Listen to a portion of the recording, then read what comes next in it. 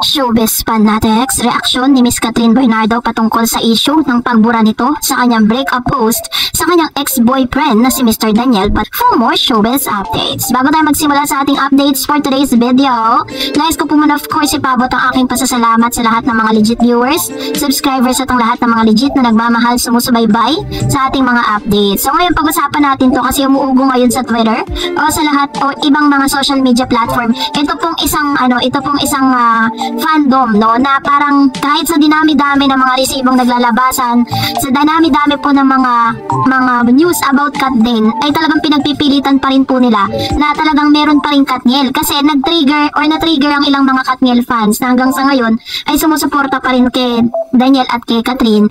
Doon po sa isang fortune teller na nagsalita, si Jay Costura nga, 'di ba? Pero sabi po ng ilang mga followers and subscribers po natin na nag-email or nag-chat po sila to check if true nga daw yung nagsisirculate na news na binura na daw di umano ni Miss Catherine Bernardo yung kanyang breakup post para kay Mr. Daniel Padilla.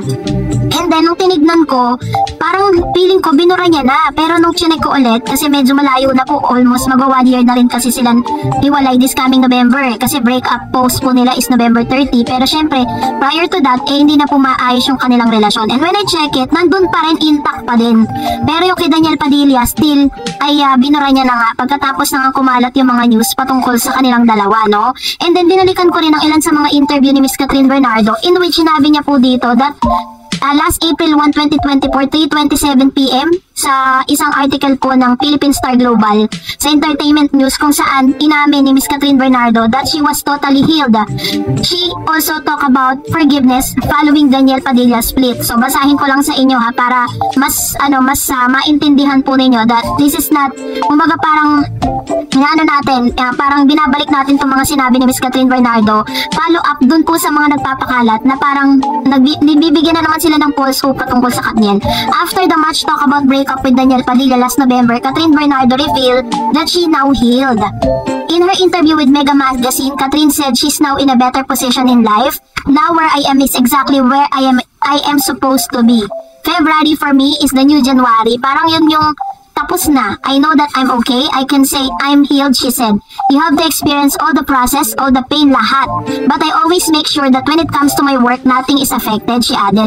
Catherine also talked about forgiveness in her interview. Sabi niya, ang lalim kasi ng word na forgiveness. For me, you can forgive people who deserve it, but when I forgive you, it doesn't mean that I have to keep you in my life. I forgive you for my peace of mind, for clarity, and for everything. But it doesn't mean na pwede kang bumalik. It depends. Yan, meron siyang it depends, she said. I'll just keep my distance, you keep your distance, we're okay like that. I mean, kunwari I got hurt, why would I allow you to come back? So ito yung sinabi niya, diba? At alam natin, at sabi niya nga po dito, talagang dumaan siya sa sobrang pain. And she said na talagang pinagdaanan niya yung proseso kung paano siya mag-healed.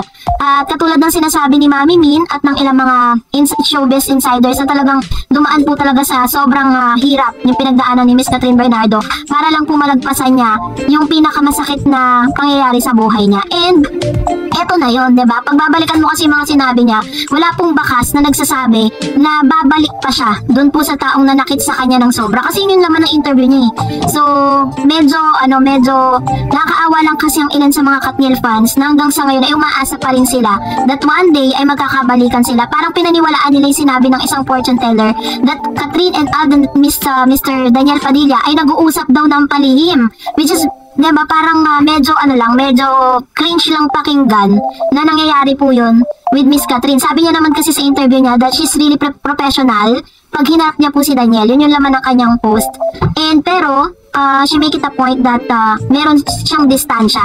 Kaya nga po nang check ko yung kanyang mga social media, nandun pa rin naman yung ibang mga photos ni Mr. Daniel Padilla, true na hindi pa po binubura, at ilang mga videos na kasama si Daniel, pero kasi yung mga videos na yun is part po yun ng kanilang mga endorsement na magkasama na hindi pwedeng burahin kasi part po yun ng kanilang kontrata. Kaya ganun po yun. Kaya may makikita kayong mga videos nila, diba? Siyempre, yung ilang mga fans po ng Katniel is marami po silang mga throwback videos na ipinopost ngayon. Actually, popular ngayon sa Facebook at pinag-uusapan ng maraming mga fans ang Katniel dahil po sa sinabi ni Mr. Jay Costura, kaya na-trigger ang ilang mga Katniel fans. Pero, going back, pag chinek niyo po yung kanyang IG, is totally nandun pa rin po yung breakup post ni Miss Catherine. Hindi pa rin po nawawala. Kaya, so ibig sabihin, hindi totoo yung nagsisirculate na news, no? At nasa Katniel na lang talaga ang desisyon if they are going to have the false hope na magpakabalikan pa ang Katniel. Ako naman, hindi ko naman po sila pwedeng pigilan kasi sabi ko nga, it's Catherine's call, diba? Meron nga po nagkomento dyan sa comment section. Sabi niya, paano na raw ba ang Katden if ever na magkabalikan si Daniel at si Miss Catherine? Sabi ko naman, wala naman kaming magagawa. We're always happy. No, dahil at the end of the day, it's Catherine Bernardo's decision that really matters to us, no? Kung ano yung magiging decision niya at magpapasaya sa kanya. So kayo po, ano pong sa loobin niyo patungkol dito? Comment down below. And now, let's talk about your comments and yung inyong mga reaction patungkol naman dun sa ating latest updates. Magbasa po tayo. Unahin po natin ang komento mula kay Mr. Renato Usayan. Sabi niya, hindi ko kasi napanood yung Too Good To Be True. Anong year ba to? Pinalabas. Bakit all those years now lang isinuot ni Catherine necklace na may pendant sa movie na yon? I assume hindi tunay yon. Una, sa movie nga lang ginamit at sa tagal na lang ngayon ulit sinuot. For sure, hindi rin magbibigay si Daniel kay Kat ng necklace na letter A. Bakit D or DJ ibibigay ni Daniel? Initial niya yon or KB. Pwede kasi K or KC pero never A. Sa tingin tunay na necklace, pati yung letter A mukhang white gold with diamond stone decorated kahit hindi ko nakita sa malapitan. Actually po, yung photos din na nakita po natin, no, nung inilabas ko po sa inyo patungkol dun sa necklace niya, is ano rin yun, throwback photos din yun. Kaya po natin yun in-investigate kasi may mga nagtatanong. Kaya inimbestigahan natin siya. At yung Too Good To Be True, ano po to, mga way back 2023. During the time na nagkakaroon sila ng problema, yung relationship nila, ano nila yun, yung palabas nila yun. At talagang inabangan ng maraming Pinoy yun. Kaya nga hindi halata na talagang hindi nagiging maganda yung relationship nila that time. Sabi ni Blue Heaven, actually, kung talagang mahal mo o minahal ni Daniel si Kat, kahit man lang sana ipagtanggol niya at sabihin niya sa mga alipores niya na tantanan na si Kat at sabihin niya na kung may naging problema man sila na lang ni Kat ang nakakaalam. Hindi yung hinahayaan niya lang na iba si Kat para lang din mapagtakpan ng ginawa niya. Knowing Kat na sobrang minahal niya si Daniel before para sabihin siya pa ang nagloko. Si Daniel kasi yung tipong ang taas ng ere, di aamin sa mga kasalanan niya, pabiktim niya ng narcissist. Ayan, so ito naman yung isa sa mga parang may punto naman siya, diba? Kasi sa ngayon parang dahil nga nalilink si Miss Catherine Bernardo dito po kay Alden Richards. Ngayon yung mga bashers niya ang sinasabi si Catherine daw talaga yung tunay na nagloko. No, na medyo unfair sa part po ni Miss Catherine kasi walang nagtatanggol sa kanya kasi pati siya hindi niya pinagtatanggol yung sarili niya sa social media. Sabi ni Ma'am si Gemma, salamat Miss Darren sa suporta mo sa Kat din. Sana di ka magsawa lalo na sa fact check. Good luck sa mga vlogs mo. Ayan, thank you po Ma'am si Gemma sa inyo pong komento at suporta rin po na ibinibigay sa ating channel and sa Kat din. And of course, sabi ng isa pang viewer, Kat got a word of honor. She will never go back to Daniel. Just support Kat, whatever her decision. She's happy right now with Alden. Love both of them cause their natural character traits. God bless you, Miss Darrens, for delivering update, right news, not fake like other vloggers. Take care. Ayan, thank you so much.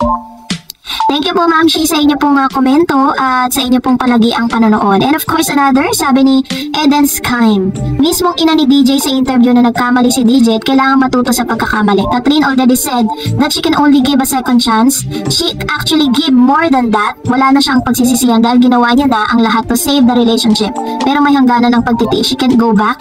He took her for granted, her kindness and her love. Catherine deserve na mahalin ng tapat. Ayan, so totoo po ito kasi may interview po or may post din po si Miss Carla Estrada. Sinabi niya po talaga yan, talagang vocal niyang sinabi yan, na si Daniel nga daw ay kumbaga parang kailangan matutunan ni Daniel Padilla kung ano yung mga nagawa niya, kung ano yung lesson dun sa pagkakamali niya. So that's it for today. For more videos and updates, please don't forget to like and subscribe, and please don't forget to follow my Facebook page, Dar Eds TV. God bless everyone!